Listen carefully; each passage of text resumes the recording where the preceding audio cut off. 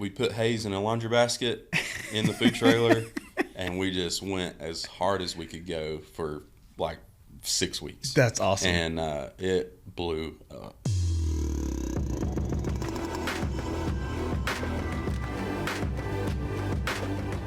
Welcome to the show, Ben. It's so exciting to have you on. I'm Sam from the 2448, and your business is called Ben's Backdraft Barbecue. That's correct. Awesome. Spelled out. Spelled out. Because it's not real barbecue if it's abbreviated. That's awesome. So tell me, I want to hear about the barbecue business. Like, how did this whole thing get going? So, obviously, pretty much my story is just like any other fireman. You get hired part-time somewhere, and then you start collecting jobs, essentially, is all you do. Fire jobs or every job? Yeah, just anything that pays money at that point, because we don't get rich being firemen. So, so one of my part-time jobs that I got hired at, and if it's okay, I'll tell a little backstory. Tell me the whole story, why I got hired there. So I was working for Waynesville at the time, part-time, very first fire department job, as far as paid goes. Catch a fire in Maggie Valley. I jump in Waynesville's truck, and I beat Maggie Valley to their own fire. That's the way to do it.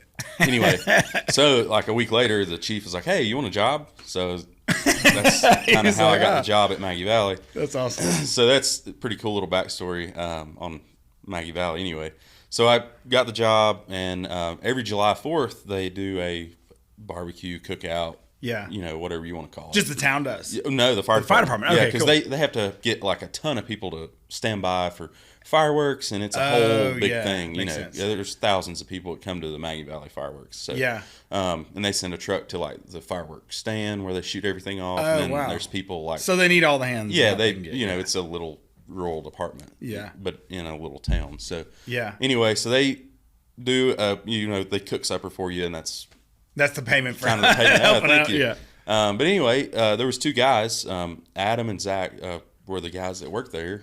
Zach was a full-timer at the time, and they made this smoker out of an old tank on a trailer, and that's kind of what they did every year. Barbecue, just for that thing. Just for that. And they did it for family, and every time that they would do it, they would invite me, and I'm like, man, this is awesome. I've got to get something. So that kind of intrigued me a little bit. So I bought my first smoker. I think was a char broiler, like charcoal type. It was awful. Made out just of like some little aluminum cheap foil. Yeah. You know, and then so what everyone starts with. I got hired at Cherokee a little after that. Cherokee Fire Department over on the Tribe. Oh yeah. And they gave us some Orion cookers for Christmas one year, and That's those were okay. Yeah. But none are really good. So I was like, you know what? I'm tired of fooling with all these little piddly smokers. I'm going to buy one, like really good. Proper, yeah. So I started searching on Facebook. I found a guy in near the Atlanta area. Oh, man, I forgot the name of his smoker business.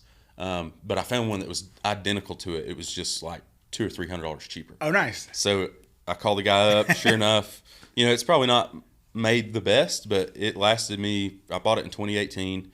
It's a trailer. It had a 36-inch vertical grill on the front, and then it was a reverse flow all wood smoker with a wood box on the back. So had you always been a barbecue guy? It sounds like you're fireman first, and then barbecue. How'd this whole thing come together? I pretty much just from Maggie Valley. That kind of intrigued. I need a smoker. Yeah, and to be able to buy the smoker, to back up a little bit, I had a dune buggy, and I sold that to buy my first smoker. First real smoker. What was the purpose? Were you trying to get into business, or what was your? Yeah, I mean, kind of a little bit of business, I guess you could say. We started. I bought the business, created a Facebook page. I'm like, hey, we cater. Oh, that's pretty much just how I started a little side business that was not fire. Got it. It was just something to do in your part time. Yeah. It's funny on this show. The whole purpose of the show is like every fireman's got a side hustle, whatever that is. Absolutely. And telling the story of what are those side gigs that people do and why. I think it's so interesting because it's like everyone, maybe not everyone, but people, the general public often thinks like, oh yeah, you're a firefighter. That's your full time all the time. That's the only thing you do. Yeah. It's like, nah, I don't think. I don't some think. People, some people work 30 days a month as firefighter. Yeah, they overtime it all the time, and they're just living there. I tried that for like 6 months, and I was like, no, this is not for me. Yeah. This is not for me. So I found that, and, I did a couple other jobs, and that went for a couple of years. And what's the background? So why did you get into the fire service? Well, as any other kid, I've really been interested in it Yeah. my whole life. Nobody in my immediate family has been in the fire department before. Really? I had I believe it was like a great uncle that was a fire chief at Waynesville one time. Oh, nice. But it was, I never met the guy. He had passed away way before I was ever even thought of. So. Yeah, so it wasn't like a thing in your family or whatever. Yeah, so that's pretty much like the only family member that was ever a fireman or firefighter. And that I was just really crazy about it. And I was working at KFC as a cook, high school. Just high school job? Yeah. And there was a guy that was a cook with me. He's like, hey, you ever thought about being a volunteer fireman? I'm like, yeah, absolutely. Everyone wants to, Yeah, I was just 16 at the time. And just got my license. And I was like, yeah, absolutely. So I called the assistant chief at Smoky Fire Department, and I'm still a volunteer there today. Oh, no way. How did that 2011. guy, how was he tied to it? I have no idea. I don't know. I just worked with him at KFC. We hung out a little bit. He was a couple years older than me. Was he a fireman or no? Yeah, he was a volunteer fireman at Smoky as well. Oh, that's cool. He just asked me if I was interested. They were really hurting, for some younger guys, and it was really awesome. Whenever I first joined in 2011, I mean, you had to fight to get a spot on the truck, first out truck. That's cool. So, tell me about that whole experience. What was it like to get involved in the fires? Like you're a high school kid. Yeah, you're learning like, hey, this guy just tells you, hey, you want to join. Like, what was that whole process like? Yeah, so you got to go to like 3 months worth of meetings to get voted on. Oh yeah. So before you're able to do anything. Oh yeah, before I even get a pager or anything. Yeah. So I do the whole process. They do background checks. Everything's good. So I get voted on, and I'm like, oh man, this is the best thing ever. I get some really old gear. It's like 15 years old. Turtle shell helmet. It's yellow. Oh yeah, the worst. Yeah, definitely do not go inside if he's on your truck. Like as a junior, do not. But yeah, I got a minute or two was my first pager. Hot dog. That's awesome. And this is 2011, so minute or fives were out and stuff. Yeah. Narrowbanding was already done. But I got a minute or two. That was my first pager, and it never really worked right. But so I'd leave it on scan all the time. Oh yeah, of course. Well, you want to crank it all the way up so everyone hears like, hey, in high school, I clipped I'm a on new my, junior my volunteer visor. fireman. Had a light, and I wasn't even supposed to. Oh yeah, of course. It was one of those old strobes. Oh yeah. I can dim the interior lights. Yeah, every time they flash. Yeah, it was. What was how'd they do the training there? So they do every Tuesday night from January to the first Tuesday in December. Oh wow. They do every Tuesday night. First Tuesday night of the month is a business meeting. The fifth Tuesday night of the month, if there is one, there's no meeting. Oh, interesting. So they just hold classes. They take a poll like in January. Hey, what classes do y'all want to run this year? Yeah.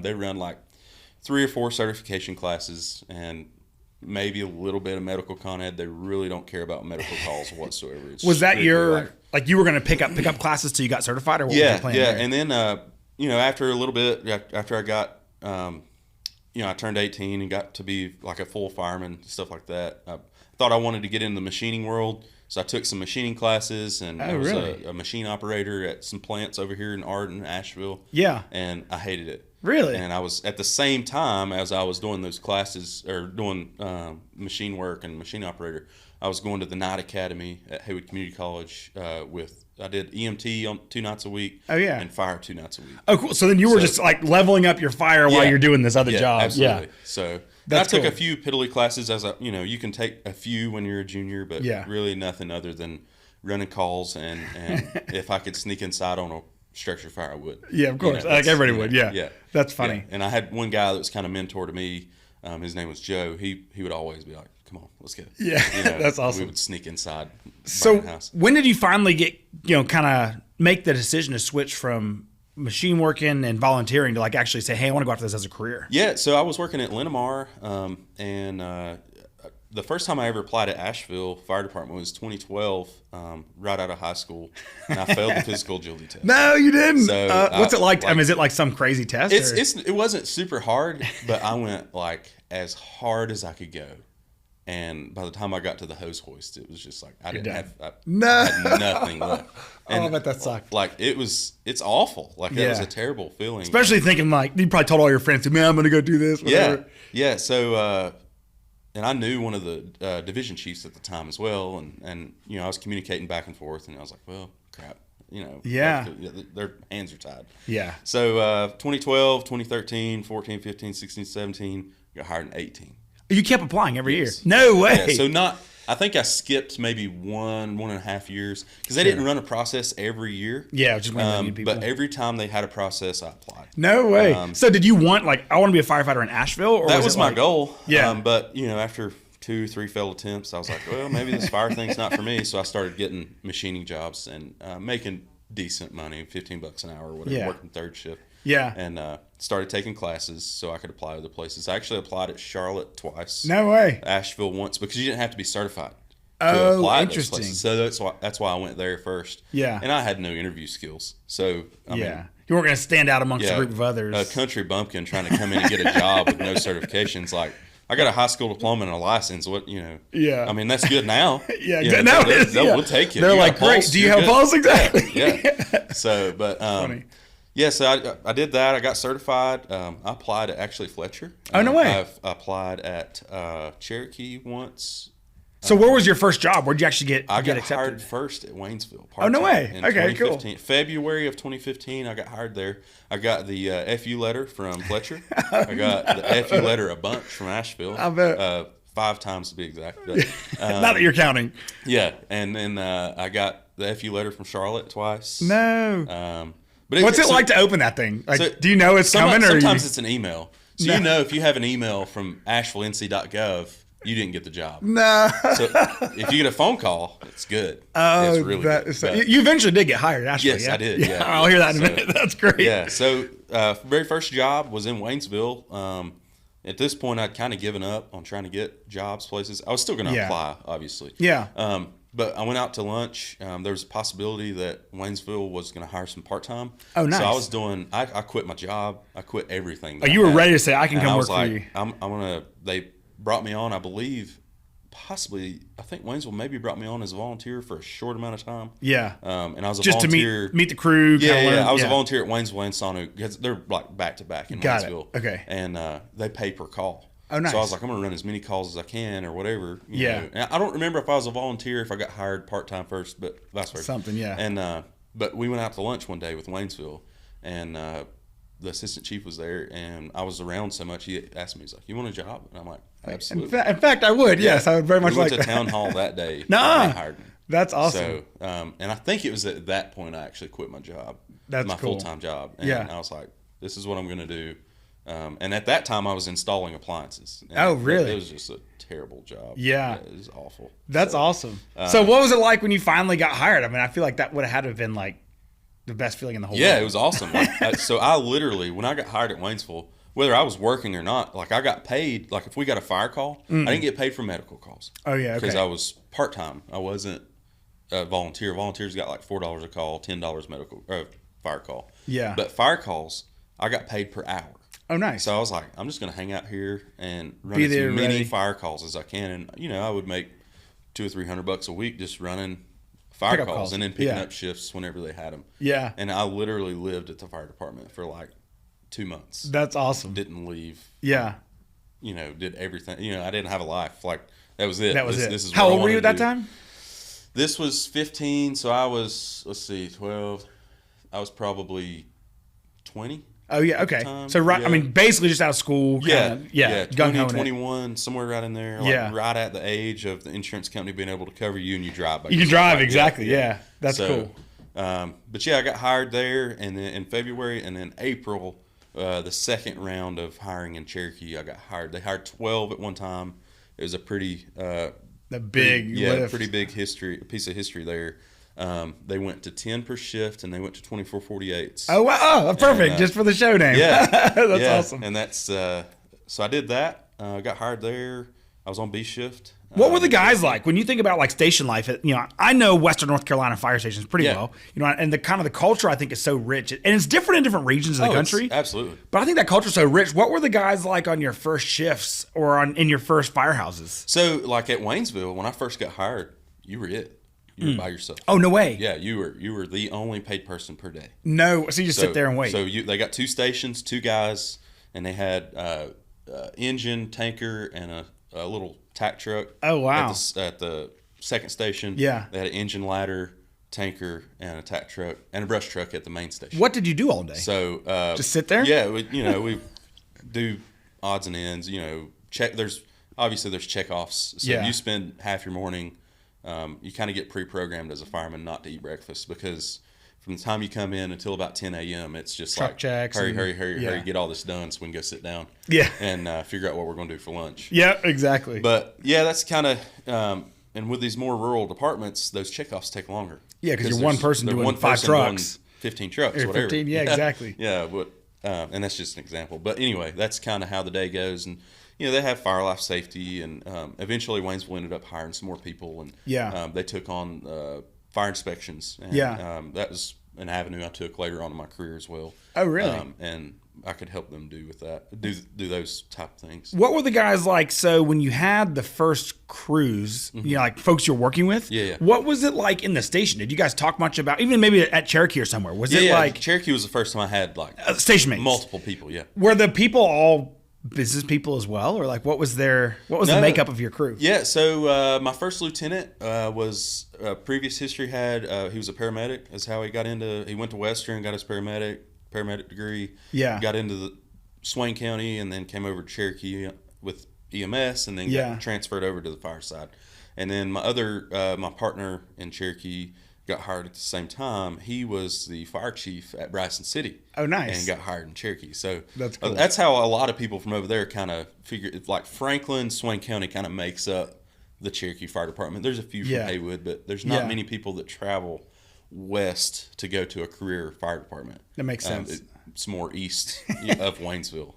Because you wouldn't think that there would be like a paid department. What's it like to work out there? Is it real rural? I've never actually been out there. It's about they cover about over 20 miles of 441. It's the Great Smoky Mountains Parkway, and then they cover about 10 or 15 miles of the Blue Ridge Parkway. Oh wow! So they have that sort of. It's kind of their area, but it's kind of blue. The Park Service. So they run wrecks and fires up there. And then they also have as of now, they have a 780 room hotel added on. Oh, so wow. they have over 1,700 hotel rooms in the casino now. That's wild. The capacity at the time I left before they did the addition was 25,000 people. Oh, wow. So when you think about the fire department, fire department is busy because there's all those people there. Yeah, well, that's definitely the busiest place I've ever been that has legit work. Yeah. If that makes sense. Yeah. Yeah. There's sick people there. There's sick people that come to the casino, and there's sick people that live in Cherokee. Yeah. And then there's people that forget how to drive. Oh, yeah. So like both with all those, it's like a perfect storm, and it's 10 guys. Yeah. Or 10 people that are running the shift, and you're surrounded by volunteer fire departments. So you're by yourself a lot of the time. Yeah. Yeah. What's it like when you think about like how did those lessons then teach you as you started your Ben's Backdraft barbecue business? How did the lessons you learn having to work by yourself and be scrappy and be like in the middle of nowhere with a lot of stuff going on? How did that translate? Yeah, well, did it? Yeah, kind of. Yeah, I guess so. I guess because no one's there holding your hand in business. No, absolutely. Like I had to learn some hard lessons, and I feel like along the way I had to learn some hard lessons too. Like obviously getting the FU letter, a bunch of times, sucks. But I never quit. Yeah. And I've always thought that the fire service is something that would always be in my life. Yeah. And that may not be the case later on. Yeah, that's true. I mean, it's not an old person's game. So you only have a certain number of years in it. Yeah. And then if your business is growing, then it may pull you aside. So like I feel like the FU letters really helped me like understand to keep going. Like don't give up on that. Like if that's what you want to do, eventually there's going to be something that opens up and be good. So, how did your fire service career begin to progress to where you started this business that you've got going? You said the guys in Cherokee bought you a grill. Was that just part of the fire service culture? Yeah. Well, so the tribe buys every employee a Christmas gift. Really? And then they have like a huge Christmas party and stuff like that. So that's cool. That's kind of, and obviously the fire service culture is there's a kitchen in every fire department. Yeah. Like, so we don't get paid a lot of money. So to save money, a lot of people cook. Yeah. That wasn't the culture in Cherokee. Oh, really? No, absolutely not. What was it like there? It was very uncommon to cook in the station. Really?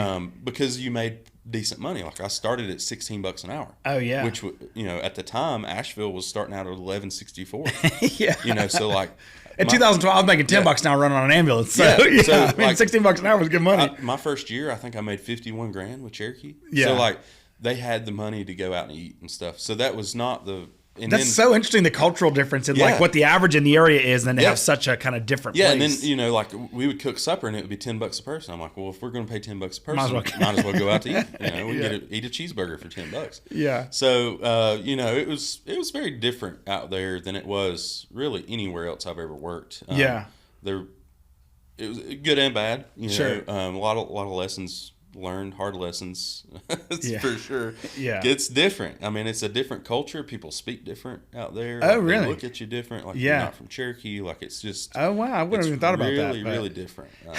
So as you started your business, how did you make the transition? Or what was it? What was so I started the business while I was in Cherokee. Okay. And, I got a few weddings.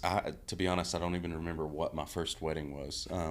But one of the ones that stand out were whenever I worked for Asheville, I got a wedding to cater, and it was one of the guys that works for Asheville. Oh, nice. And I was like, yeah, I'll do it. And I'll do it super cheap, cheaper than anybody else you'll find. And just try it out type of thing? Yeah, just try it out. And I paid $300 to do his wedding. I made $0. The smoker caught on fire. The salmon was ruined. Oh, no. The salmon was just for the vegetarian folks, and it was just a whole big mess. So I was actually going to close the business after that. I had a few successful weddings before that. That was really little. But I was going to close the business after that one because it didn't work out. 3 or 4 weddings that were already scheduled that I had to do, and I was like, after that, I'm done. Take me back to why you started. That's what I still want to know more about. Like, what was the motivator? Why was the fire service not filling your bucket, or did you need something else, or did you just love food, or what was the motivation behind it? Obviously, I mean, like I love food. So do I. To be honest, I really don't know, other than really enjoying kind of the time that I spent with those folks at Maggie Valley. Like, you dedicate a whole day to cooking. Yeah, you're hanging out. You're gathering with friends. You're getting people together. And I guess it was more like the fellowship that really got me around cooking. So you were a firefighter in Cherokee. You had friends at Maggie Valley that had this fire service thing. So you go help them. Yeah. And then that's kind of where this that's where I got really intrigued, was I guess mostly the fellowship types. I didn't have like a bunch of friends in high school. So like this was a way that I could really connect with folks. How did you find, like, did you recruit your buddies to come, hey, let's smoke a hog or something? The very first, now that I think about it, my very first setup ever was a benefit for Junaluska Youth League football. So they wanted me to cook for like 400 people. I'm like, oh, absolutely, yeah. So I didn't. And had you cooked for anybody before? Or no, never, I mean, like, never. I had never even, like, I've cooked a couple butts. Maybe. Yeah. And so I was like, oh crap, they want sides. I don't know how to cook sides. I have no idea I don't know what to do. Yeah. So I got a connection with KFC. Oh, nice. I worked in high school. I was like, hey, can you all fix me beans and mac and cheese for 400 people? And they're like, yeah. Oh, yeah. So I went and picked it up. It was already cooked. Yeah, throw it in tins. Yeah. Put it on the smoker, keep it warm. It was That's perfect. awesome. So I just cooked the meat and had bread. And there was 100 people showed up. So we had food for 300 people. Oh, no. Just sitting there. And what did they book it for 400 people? Pay you for 400 people? Well, they told me, they're like, my goal was I was going to take like 20%. I was going to give them the rest. Yeah. Kind of pay me a little bit for my time. I had 3 folks from Cherokee helping me. Yeah. And there was only firefighters. Yeah. And so I think the total for the day ended up being $1,100 is what we made, and that covered the food. That was no. So, that's a tough lesson to learn. It was very, very hard. So when you guys got going, I mean, I guess were you kind of just thinking like, let me just do some side hustle, like this is just a fun thing to do? If I would have known then what I know now, I would have done more. Oh, really? Because it's really easy to do pop-up events at like festivals, street festivals, the fair, stuff like that. The permits for that are very easy, especially if you had a smoker like my old one. It's very compact. Feed a lot of people. You can literally serve from underneath a tent. Is there something what you're doing now you can't do that? Yeah, I can do that now. Yeah. But with my trailer, like I'm a certified unit, so I can go anywhere in the state. Oh, interesting. But if I would have known now what I know, or known then Then what you know now, whatever. I would have done more pop-ups. Interesting. And I would have made more money. Because, so tell me about this business model, because I don't understand the difference between like small. So what do you do now, and then what are the types of things that you had to do to get there? Yeah, so we have an actual mobile food unit is what the state recognizes it. Okay. And, it's a trailer. Food truck, food trailer, it's all the same for the state. Okay, I'm going to know a food truck, yeah. Yeah, so that I can go anywhere in the state of North Carolina and sell food. Oh, cool. Anywhere. So like your mobile restaurant. Yeah, it doesn't matter where it's at, North Carolina, I can go there. Well, with this other setup, it was an outside smoker. So it was just a big barbecue grill, basically. A smoker on a trailer. Yeah. That's it. But I didn't know how easy it is to set up a tent, pull it's a temporary food permit. It's through the health department, and you can go to these like events and stuff like that, and that's where your money's at. Really? And so what you're doing now, you actually had to set up. Was there a whole learning curve to figuring out how to have a license for a food trailer? So you're kind of exempt with catering. So that's why I stuck to catering, is because it's a private party. You're not selling to the public, so you're exempt. Oh, got it. Okay. So if someone if I said, "Hey man, can you come cook my lunch or whatever?" Yeah. You could come over and make whatever I want. Yeah, absolutely. Yeah. But if I say, "Hey, you're going to set up a thing out of the park and you're going to sell to whomever," $8 a plate. Yeah. Now you got to actually. I have to be inspected. Oh wow. Yeah, I have to. And those temporary permits, you have to be inspected each time that you set up, which is fine for festivals, stuff like that. Yeah. Parties, Someone whatever. comes and looks and. Yeah, and you just have to have a 3-bay sink, hand wash station, cooking utensil, and that's essentially it. Yeah. Got to make sure your food stays above 135 or below 40. So there's some food safe stuff. Yeah, but and it's really, really simple. And if I would have known that, I would have made a killing. Like I would have already been in the Apple Festival. Oh yeah. In Waynesville years ago, instead of starting in 2021. Yeah. Like I would have already been probably by now I could have gotten into the Hendersonville Apple Festival. Oh yeah. And I could have been in the fair already and stuff like that. Like it takes years to get those really good events. Yeah. And do you have to be invited to those? Some, yes. I've been invited to some, and then some is just years worth of applying, and then you got to wait on somebody to die or leave. Oh, because there's not so many spaces. Yeah. So, but that's strictly just catering for a while, and then Spencer actually led me to my first food trailer. Really? From Axonal, yeah. Oh, no way! We had him on our show just a little while ago. Yeah, that's awesome. So I stopped by to check out his new shop, and I was like, "Hey, do you know anybody?" I know it's a weird question, but we're looking for a food trailer.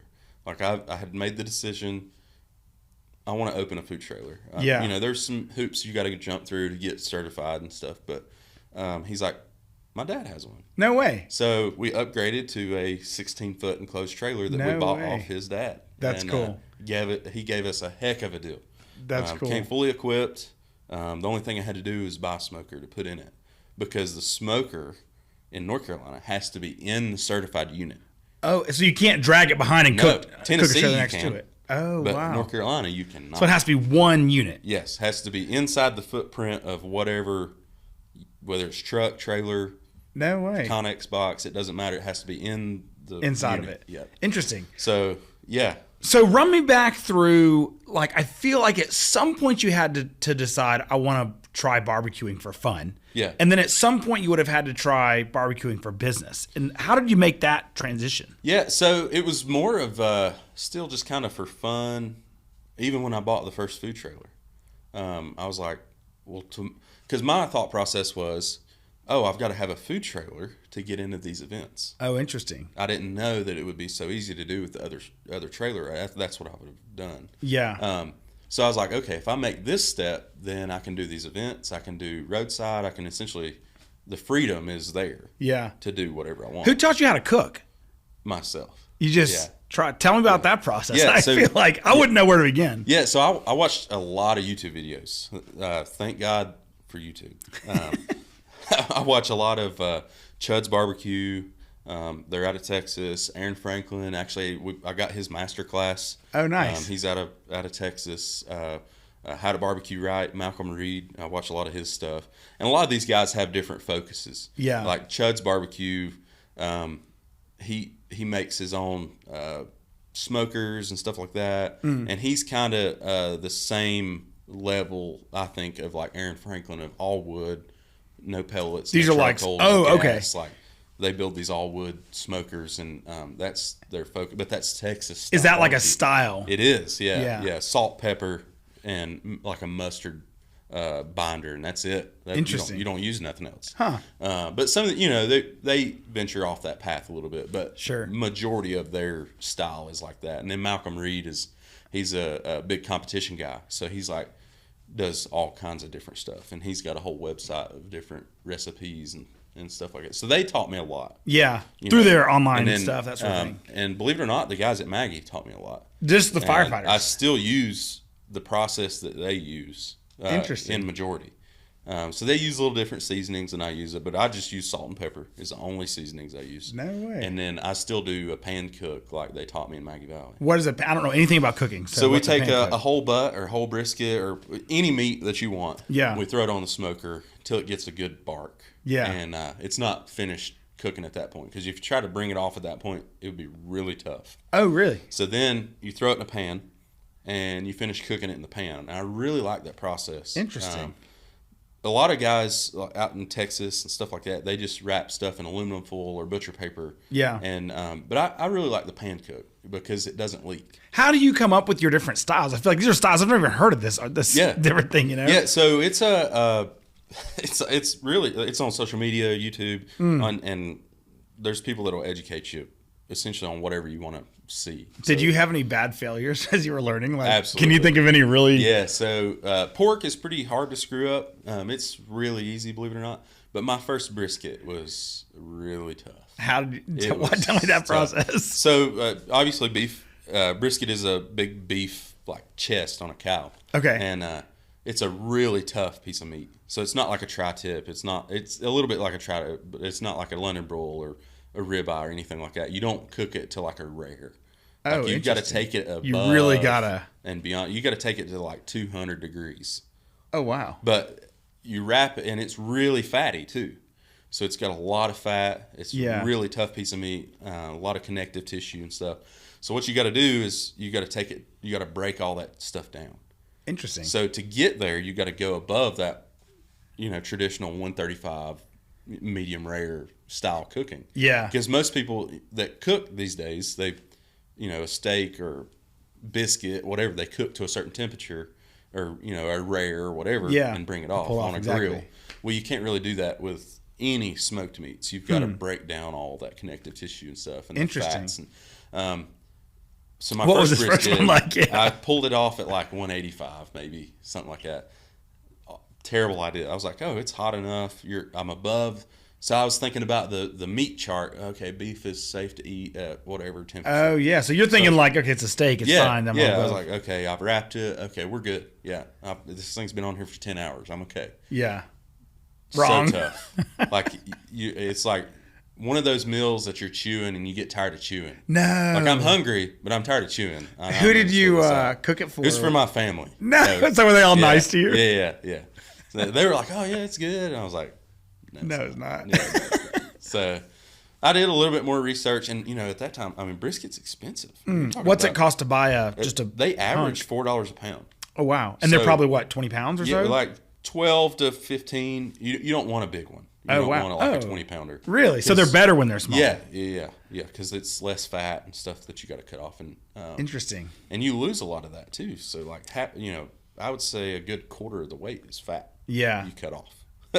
Before you even cook it. Yeah. Oh yeah. Absolutely. Oh wow. So there's a whole prep process. And everything. Yeah. The brisket process is harder than anything else that I do. So you cut all the fat off, and right now I'm not saving nothing. A lot of people will save the fat and they'll save the trimmings. And what do they melt it down or make something? Yeah. They'll make like you ever heard of beef tallow? Yeah. They'll make beef tallow out of the fat. They'll make, interesting. Sausage. They use the fat and the other stuff for that, and they'll make burgers. And oh wow! Right now I just toss it. I don't have time to I'm still working full time. Yeah. So tell me about that. Actually, that's an interesting point. So how do you balance? So you're running this barbecue business, and you've got you're still a firefighter, right? Absolutely. How do you balance the schedules?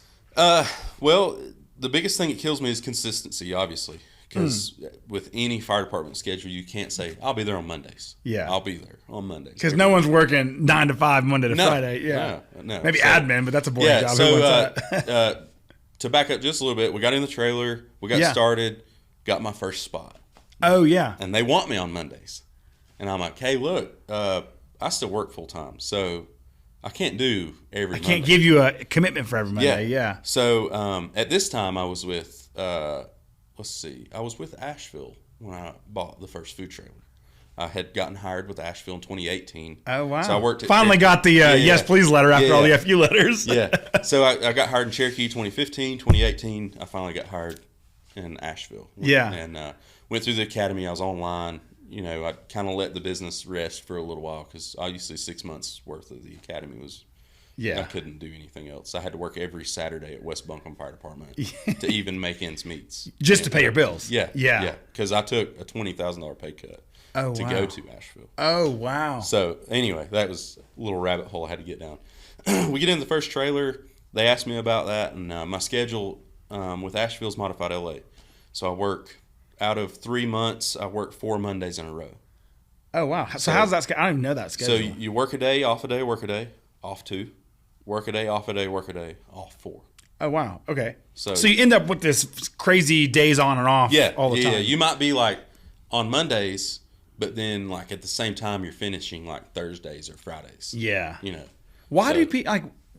there's so many schedules. I mean, with Kelly days and 24/48 and I've done 24/48s. I've done 24/72s. Yeah. And by far, modified LA is the best. Really? Because every 2 weeks you get a 4-day break. That's awesome. Yeah. And then you can burn 2 vacation days and have 9 days off. So you can pretty much take a real vacation with only taking 2. Yeah, and there's a lot of people that are really proactive or like really going for the 48/96, but I'm not a fan because I have a 1-year-old son. Yeah, so you don't want to be off. I don't want to be gone for 2 days. 2 days, yeah. You know, 24 is pretty long. So. Yeah. But yeah, I like the modified LA. So we agreed to terms when I first got my first spot. With the people at the place. Yeah, I was like, I can do every 8 Mondays out of 12. Yeah. And he's like, okay, well, for that month, you can move to Tuesdays. And I was like, oh, cool. Oh, that's awesome. Good. So you were able to then just shift and do a different day. And I didn't want to do Sundays because I was like, I want to leave the weekends for, if we want to take off, whatever. Yeah. So I started there, and I started at Barber's Orchard in Waynesville. And that's every awesome. Saturday or Sunday that I was off, we did Barber's Orchard. That's awesome. So we were doing 2 days a week, and fire department's anywhere from 2 to 3 days a week. Yeah. And then we ran the business for a little bit, got it started, kicked off. Is it just you, or is it like you and your wife? Okay. And she's pregnant at the time. And then when we really got into things, she was like 8 months pregnant, and then we had her son. And so you got no time because you're working fire service jobs, and then you got no time because you're running a barbecue business, and now you got no time because you got an infant. Yep. So we got started, got everything going, kind of set up, and then we kind of took a little bit of a break when we had HiViz. And Asheville is gracious; they give us 8 weeks off, paid paternity leave. And don't have to take none of our time. Dang, that's free. Are they hiring? That sounds great. They're short. Really short. That's actually true. They probably are. Yeah. That's funny. But anyway, I got 8 weeks off. Yeah. And so we took like 2 weeks after we had HiViz and got adjusted to having a kid that we're not used to having. So yeah. And then did you just full time it? Like, all right, now I'm going to go barbecue crazy. 2 weeks later, we put HiViz in a laundry basket in the food trailer, and we just went as hard as we could go for like 6 weeks. That's awesome. And it blew up. That's awesome. It was absolutely insane. What was that like? I mean, I feel like just paint me a picture of what it's like to be working inside with your wife and your infant. And so the first trailer that we had was, like I said, that it was made as a sandwich trailer because Spencer's dad runs a sandwich shop in Bryson City. Oh, interesting. And but anyway, it was set up for sandwiches. It wasn't set up for barbecue. Didn't have a hood system. Didn't have a vent system. Nothing. It had the sinks and all that jazz, had a fridge in it. So I installed the smoker inside. It was a single door Beck built, and but there's no hood system. So I had the chimney out, and just as long as it was closed up, it was fine. But when you open that door, it was awful. Oh, because the whole thing would fill with smoke. It was enclosed. It was so hot. It was so smoky. So like she's carrying the baby out, and then you'd open the door. I would open the door, get the stuff out, and we don't even have a warmer. Because so that was your warmer. That was the warmer. So every time, so we had a proofing box that would hot hold, but it wouldn't keep warm. Yeah, and we didn't have room for a warmer. Yeah, so we did it for like 6 months that way. No way, and just going for it. Just like look like red eyes, like the walls are stained. I put in a little vent, and it just to get the smoke. It didn't work. Like it was not a good setup. So we build the business. We get Bryson City. We get in as a fill-in truck at Highland Brewing. What's it mean to be in? So like when you get a new account, it's like, would you go to the brewery with your truck and set up for the day? That's the type of thing that goes on? Yeah, so like there's a few breweries that do like rotating schedules. Yeah. And there's a few that do dedicated days of the week. Got it. Okay, so then like that's what you're saying. Like every Monday, 8 out of 12 Mondays, I'm at whatever brewery Exactly. or whatever. Yeah. So it's really hard. Like Bryson City Outdoors, we're a dedicated truck there. Oh, interesting. Okay, so someone could just go there and you'll be there. On Mondays. Got it. But the problem is, like this month, I'm not there at all because I couldn't get off from work on Mondays. Like it's just, it's not worth it for me to take off work to go to Bryson City Outdoors on a December day. Like it's just because it's not going to be slammed. It's not going to be slam busy. So like I just had to give up my Mondays this month. Yeah. And then depending on how things go, we'll start back in January. Oh, wow. I would really like to take off January, February. But anyway,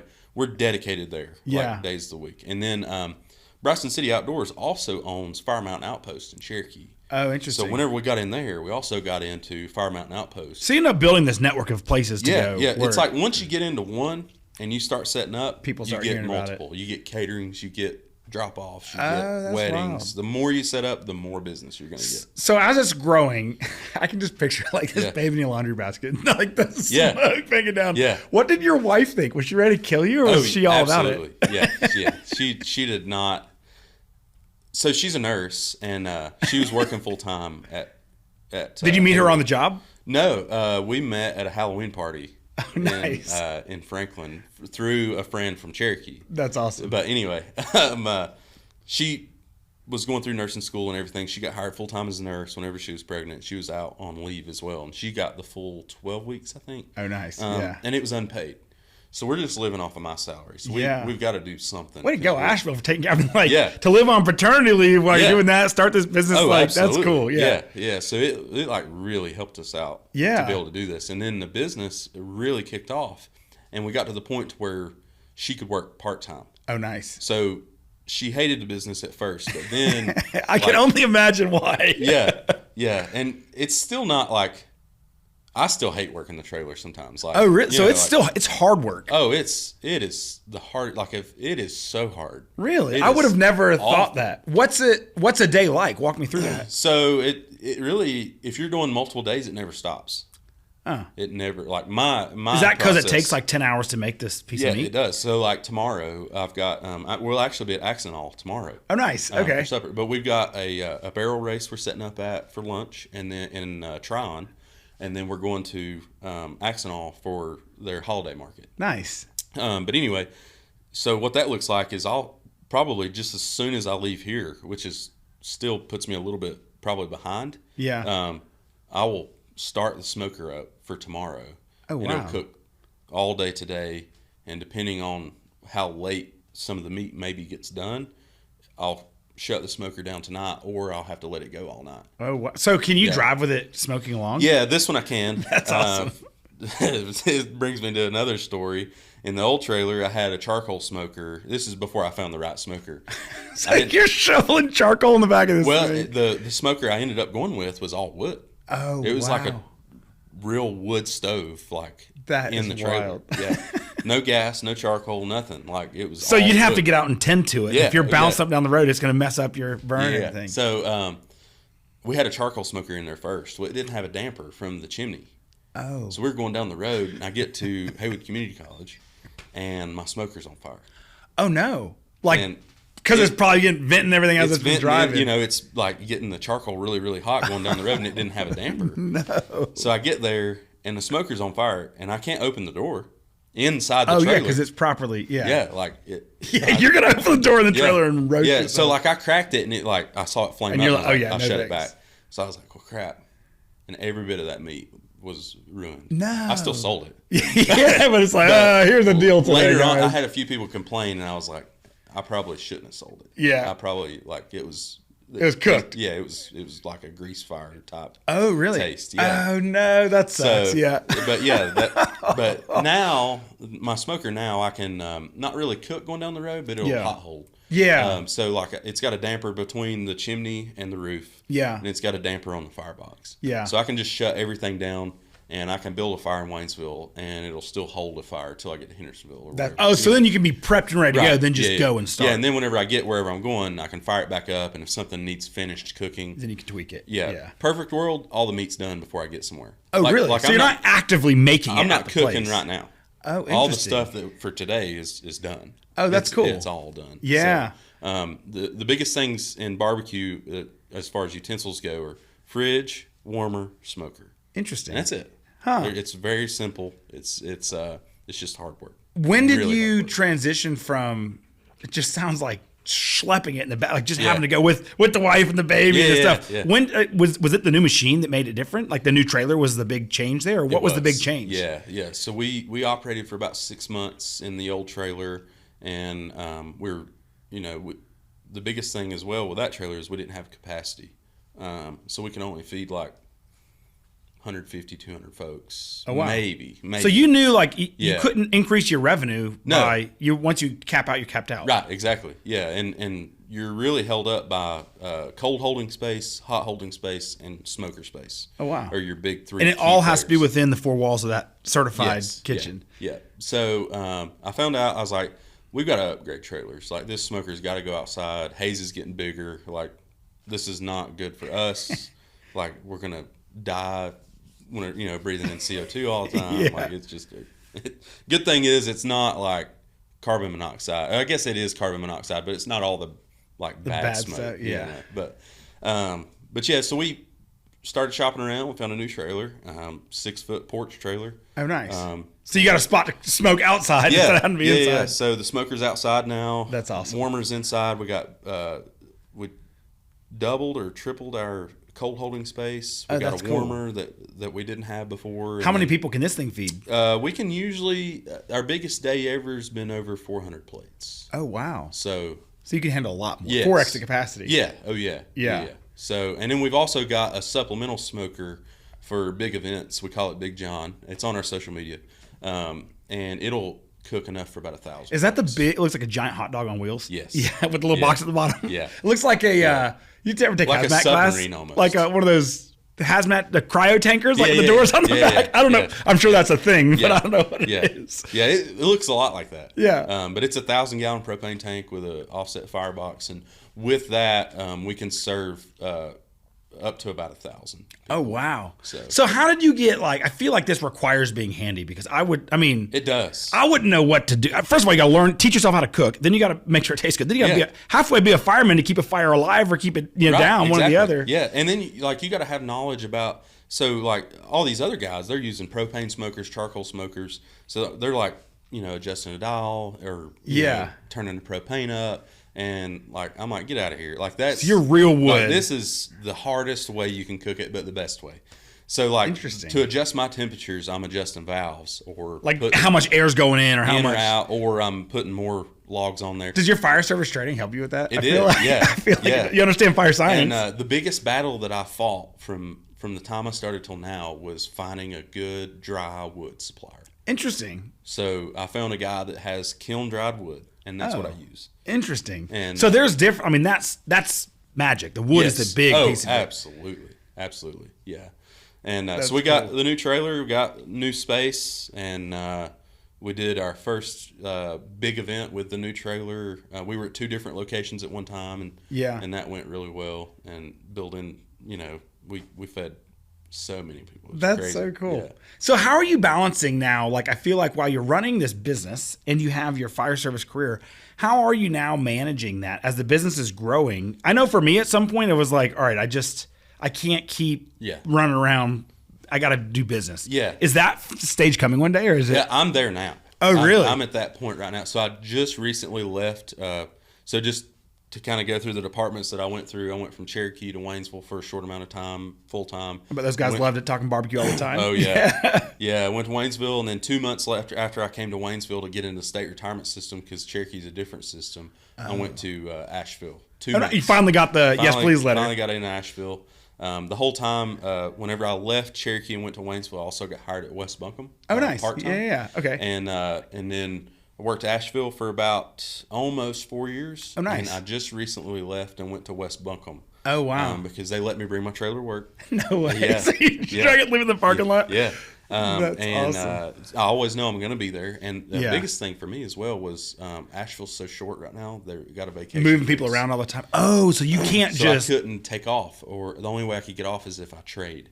And we pick our vacation days one time a year. Yeah, you're so far like, out. Like right now, they're taking vacation bids for next year. It's crazy how like that's the dream firefighter's job. Like Yeah. you want to work in the city and do the thing. Yeah, I was on the tiller. Like where, Oh, no, where you else, weren't. Where else do you Oh, want to yeah. be? That's like, awesome. I was on ladder 8 for 2 years, and I was on ladder 1 for 2 years. That's I cool. got to drive the tiller for 6 months. Like it was being downtown was just awesome. That's cool. That's a And we're good station to be at. just running like crazy. Oh, Like, yeah. it was absolutely terrible. Man, it's crazy to think like how like that's the dream. You know, Yeah. if you back up to your 17-year-old Yeah. junior firefighter self, say you're gonna be on the tiller in a couple years. Yeah, like that'd be- whenever we took delivery of the tiller and I was in the academy, I was like, I'm going to drive. Hell yeah, that's where I'm driving going. that Oh truck. yeah. And and then I got to and found out that climbing up and down the ladder on the side into the tiller box 15 times a day Yeah. is awful. That's No AC. Oh, really? Oh, man. It's just in the tiller box. It's just like It's hot. I call it the Pope box. It's about like the Pope-mobile, yeah. Yeah. That's funny. So- So then, as your business started picking up, then Yeah. was it important to find somewhere like West Buncombe? It is, yeah. So the vacation thing was really big for me because essentially I can take off any day I want now. As long as you got the As vacation. long as I have, as long as there's not 2 people off. that Yeah. day. And there's only 10 of us. So Yeah. like you call around the shift. And figure out what or I it can is. trade or whatever. Yeah. And so that worked out, and I'm at the point now to where I could probably take the leap. But Yeah. we're also in we're right at the process, right in the time where we just paid our land off. Oh, We're about yeah. to build. So I called the bank. I'm like, can I What get do a you loan think? if I'm Yeah. self-employed? And she's like, no. Yeah, No, you're better off to stick around for a little while, So- get things going. I'm going to stay full-time until after we build. Yeah. If I can hire some people full-time and I can step away, That's a good point. that would be great. Have you got any employees yet? Or is Yeah, I it just... do. I've got, I think I counted up 7 or 8 the other day. Oh, that's awesome. Strictly part-time. Just come in and help you cook or do Yeah, whatever. some of them work for fire departments as well, and I'm like, hey, you want a side gig? I'll pay you $20 an hour plus tips. Yeah. And they were like, oh, okay. That's awesome. And I got one couple that works for us a lot, and they're amazing. Like I can literally send them out with food in the warmer, and they know how to do everything. What's it like teaching people? I mean, I feel like It you would takes have a to tell while. me a lot. Yeah, so like even those folks, and he'll even tell you like he wouldn't be comfortable like doing the whole process of the cooking right now. Yeah, like not yet. he knows how to like wrap everything when it gets to that point and keep the fire going. And Yeah. sometimes he's even like, man, I can't keep this fire going. I'm like, just leave it. I'll do it. Yeah. I'll tend to it when I get home. But making that step to kiln dried wood really helped. So that's a big deal, like Yeah. for just the business efficiency. Yeah. Just spend a little more on the Yeah. wood, make it work. Yeah, yeah. Like you can literally light it with almost like a little lighter. That's and awesome. It'll take off. That's cool. But yeah, so I hired these people probably 6 months, 3 to 6 months worth of training, and they were able to get to the point to where they can run everything. I can cook, make everything, send them out. And, Yeah. They can scoop and serve. Is it important to you to have people that have a tie back to the public safety world somehow? Or is I it think just so. a natural fit? I think so, because like I don't really have to worry about people in public safety if I can trust them. Yeah. Because like if this town or organization hires them to operate a $500,000 piece of equipment, I can trust them with my $40,000 barbecue trailer. That's fair. You know? I think the same thing. I love our industry because we obviously in our business we make lights for fire trucks. Yeah, So yeah. when we think about like the people that call and they have a tech support problem, it's not a guy with a Jeep that's just trying to get one over on me. It's Right. a firefighter somewhere. Yeah. It's like I can generally trust our customers, and it sounds like in your employee base, Yeah. because there's that like high integrity background that has Yeah. to occur in order to be in that field. Right. So Yeah. that's cool. Yeah, it's it helps having. If it hadn't have been for some of the folks working for us, we would be in bad shape. Like Yeah. we would just be beat down. What do you worry about every day? What's kind of the big thing that like not keeps you up at night, but like what is it that? So like right now, like what I'm worried about is like, okay, I've got a really busy day coming tomorrow, I'm probably going to have to do 2 stages of cooks. Am I going to have enough time? Oh yeah, and you're balancing that between. Are you also working tomorrow too, or are you? Yeah, no, I'm not working. I took off tomorrow, so I could be at those 2 events. Yeah, and I've also got. If it was just the 2 events, it wouldn't be bad. But where I'm really bad is I've got all these fire departments now that know who I am. Yeah, you know, being in Haywood County, Buncombe County, like, hey, can you cater our Christmas party? Oh yeah, I bet. So it's jam up busy right now. I think I've got 4 catering drop-offs tomorrow. No way. For Christmas party. Do you make all that stuff in your trailer? Yep. Oh wow. Yeah. So I've got that. So that a lot of times I get overwhelmed because I schedule too much. Yeah. But I'm just trying to like nose to Keep the it going. grindstone, just make as much money as we can. Yeah. And are you taking that and then saving it, getting ready? Then you can kind of like whenever you decide to make that jump. Right. That's going to be the thing. Yeah. And I come up with a certain figure. Like if I get up to that figure in savings, then that gives me a buffer. Hey, I can live for 6 months. Yeah. And if the trailer burns down tomorrow, I'm okay. At least you're good. Oh, that's a good point. Yeah, because you'd be super tied to that trailer. Yeah. If there's a problem with that thing. Yeah. I mean, how do you manage the business side of that? Is there you insure it for like, hey, if this thing goes down, I got lost revenues, or is there like a thing associated? Yeah. Well, I don't really know about lost revenues because I've got a full-time job, so I didn't think about that type of thing. But like if I wreck my truck and trailer right now, it's fully insured. That's good. It can be replaced, and I can be back in business in probably about a month. Yeah. Oh, that's good. Okay. So assuming you're not hurt. Yeah. So, not too bad. Yeah, but like that also gets to the point of like I'm completely mobile. Yeah. Like I can literally pull up in the middle of a field with no cell phone service. Set up. You got generators and you got everything you need. Yeah. I can sell barbecue to whoever in the middle of a pasture in Hot Springs. That's cool. And we've done that at weddings. I guess it makes sense. Yeah. And we've been to rural high schools or rural like elementary schools where there's no cell phone service. Yeah. And served barbecue on cards and just taking a leap of faith and taking people's information down and running them later. Oh wow! And stuff like that. Like so, it's really good being mobile, but it's really bad too because all your stuff's moving and trying to figure all that stuff out on top of like, okay, well I need this piece of equipment. Okay, well now how do I mount this? Yeah, or how do I keep it? Because you got to be able to move down the road. Yeah. So it's a constant battle, especially on 26. Yeah, like every time I come down 26, there's to-go boxes in the floor off a shelf because it's just like a lot. Yeah. I want to ask you about if there's a fire chief listening to our podcast and they have a firefighter that works for them that's starting a business, wants to start a business. It sounds like you've got a really good relationship with the people at the place you work now. Absolutely. It's like to let you bring the trailer. Do you you run out and tend something real quick and go back in? Yeah. Like, what would you tell a fire chief that's evaluating, should I let this kid go? Should I let him do that? Or like, is it responsible? Like, how do you balance? Because obviously you're there to work for the city. Right, yeah. But how do you balance all that? Yeah, so... Or how should they balance all that? It was really hard for me. So I try my best not to bring the trailer to work. Yeah. If I can. Yeah. Because on top of that, like I'm dragging it to work.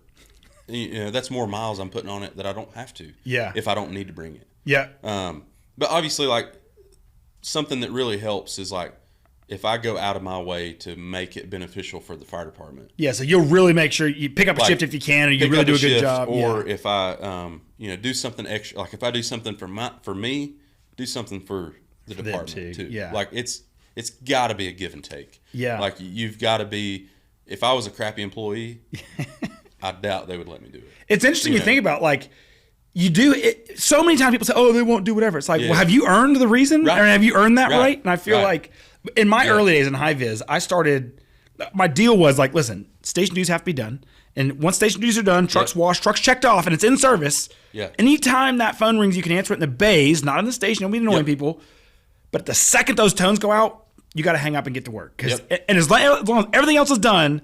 And you're not taking time from us, you're here when you're ready to respond. Doesn't impact our response time. Absolutely. You're being paid to respond. Yeah. But if you're not getting station duties done, you're not responding to call. Now we have a problem. Yeah. And I thought that was so kind. Maybe kind's not the right word, but it was so impactful. It helped me start my business. Yeah. And I feel like similarly, like if you're an employee that's willing to go the extra mile and do the stuff to make it valuable, what's the trade going to cost? Exactly. I feel like a fire chief should do that. Yeah. And I also think like, we don't make a killing being firefighters. Yeah. So they know that like, firefighters have They to all have have a supplemental side income. hustle. Yeah. Like for me to be able to have my wife only works 1 day a week now. PRN. Like to be able to do that, I've got to have some sort of supplemental income to be able to live comfortable. Yeah. You know, and do you think that supplemental income and that side hustle is part of the fire service culture? I think so.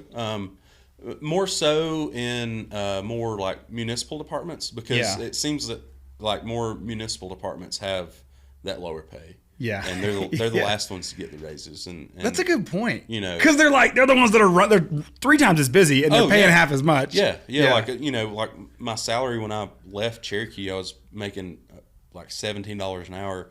I went to 11. That's crazy. So like it was huge. Yeah, but it's like I knew I didn't come to Asheville for the money. Yeah, I came because I got some of the best training I've ever had in my life. Yeah, I got to do some of the coolest stuff I've ever gotten to do.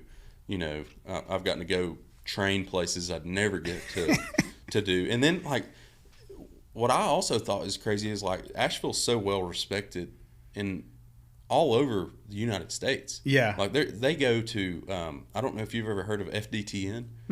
It's a fire department training network. It's the name of it. Oh, cool. There's guys from FDNY that teach up there and everything. And Asheville sends instructors to go help. That's really and cool. I was like, this place is pretty good. Yeah, every place has bad.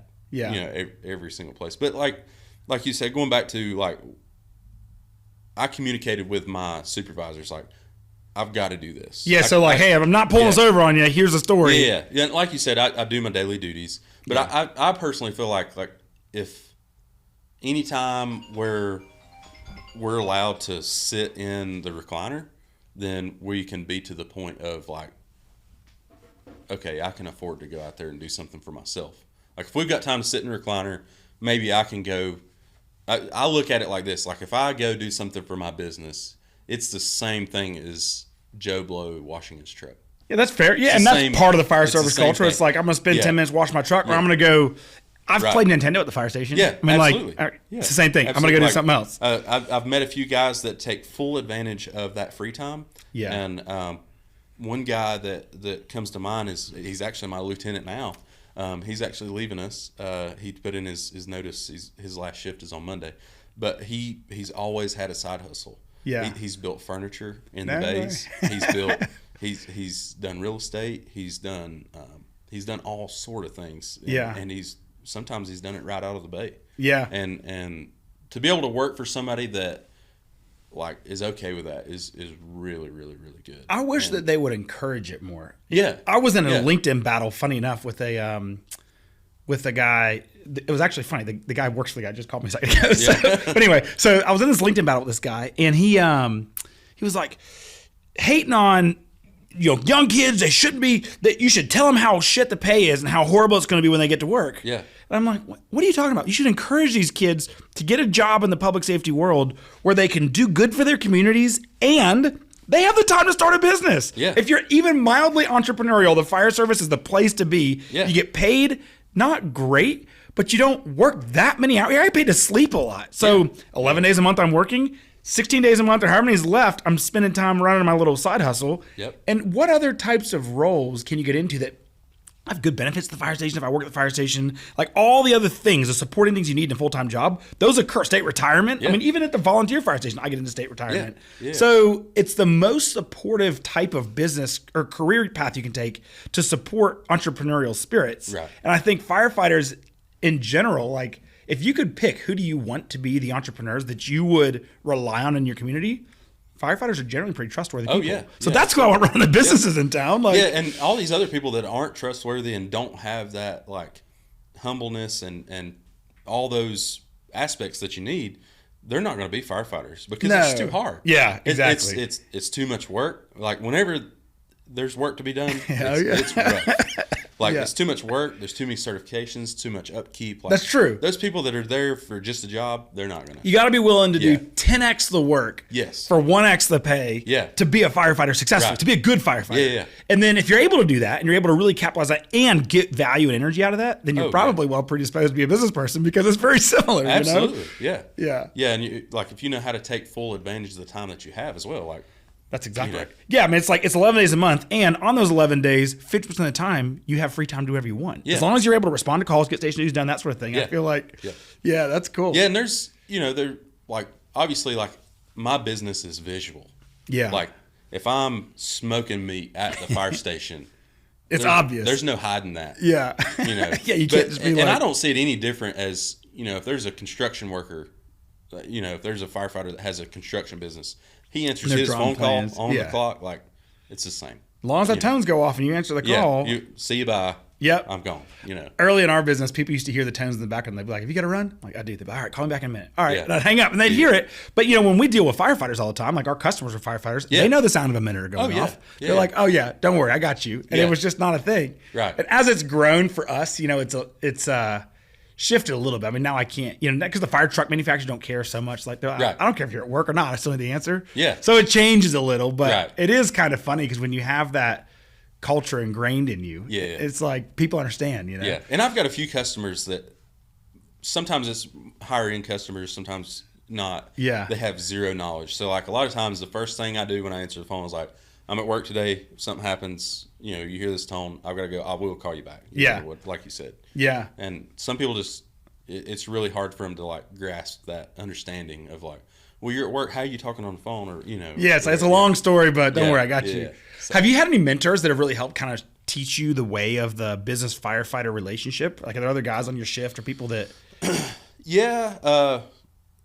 You know, I didn't really, I talked to Spencer a lot. Spencer was a really good tool. And I've been talking to him a lot. Like, what point did you get to whenever you left the fire department? I don't know if I really want to leave the fire department because, like during those 8 weeks, I was like, I want to run a call. You still miss it. Like, there's a reason you're in it. Yeah. Like, I mean, and I get to with my volunteer department, but they run 150 calls a year. Yeah. You know, and I really like where I'm at right now because they run like 2,500.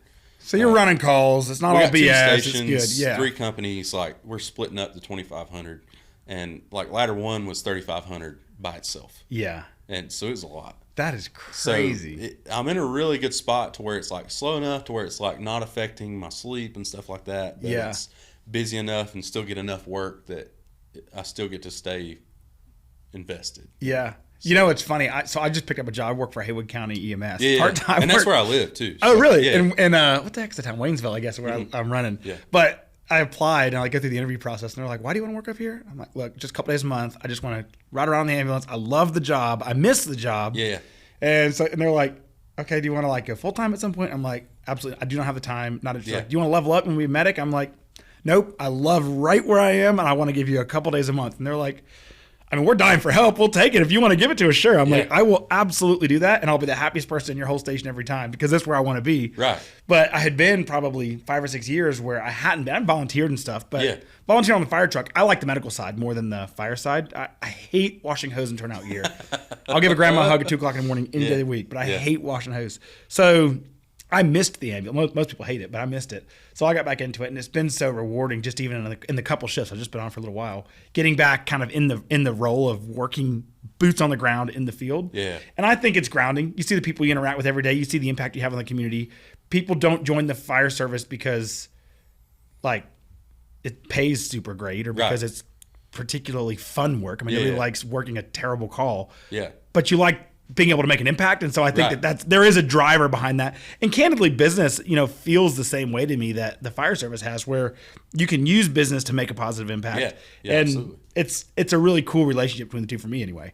Yeah, so, and that goes a long way too. That's why I like. I really became really passionate about Texas style barbecue. Really, because most Texas barbecue places are open like 1 day a week. Really? And it's a whole big thing, and especially around the Austin area. I didn't know that. It's more of like college football, but for barbecue. Really? So they get together. They're all excited. They get together. They tailgate. They're there 3-4 hours before the restaurant opens, and they drink beer. The customers, in patrons. line, and like. So it's a whole event. Like, I'm going to go get lunch. If you want to see somewhere that is a pure example of what I'm talking about, there's this little place in Texas called Snow's Barbecue. And you have to line up at like 4 or 5 a.m. No. To even get in. Otherwise, they'll sell out. To even get in before they sell out. Yeah. That's crazy. And it's a whole big thing. Like, they raffle off,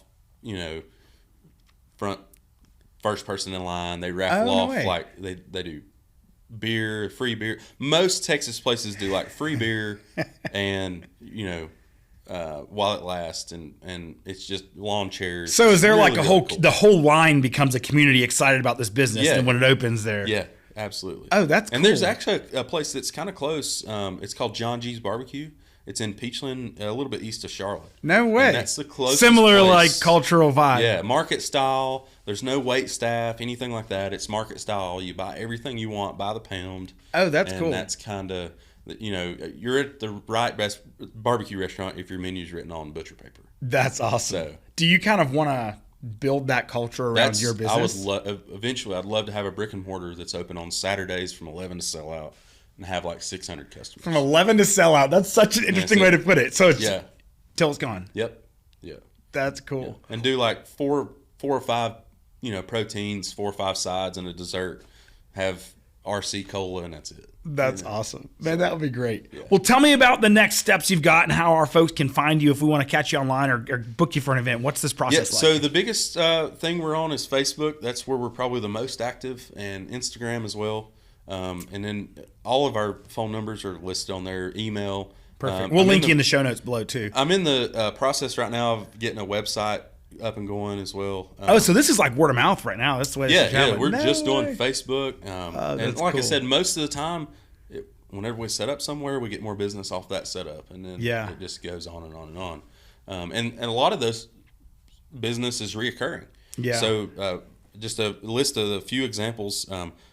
One big contract we just got, as a matter of fact, from the last time I talked to Chelsea, was we just got a big contract in Mission Hospital. Oh, nice. So we'll be in their cafeteria at least one day a week. No way, that's awesome. And I think, I'll have to look. I think the first day we're there is actually the 16th of December. No way. That'd be the way to cheer someone up. If I'm stuck in the hospital and I can go have some barbecue. So our first day is the 16th, and then in January we're going to do Wednesdays in the cafeteria at Mission. Everything's cooked exactly the way it is on the trailer. Yeah. I'm cooking it in the trailer. All the sides are prepared in the trailer. Oh, wow. I'll wheel it into the cafeteria, and we'll sell in the cafeteria. That is super cool.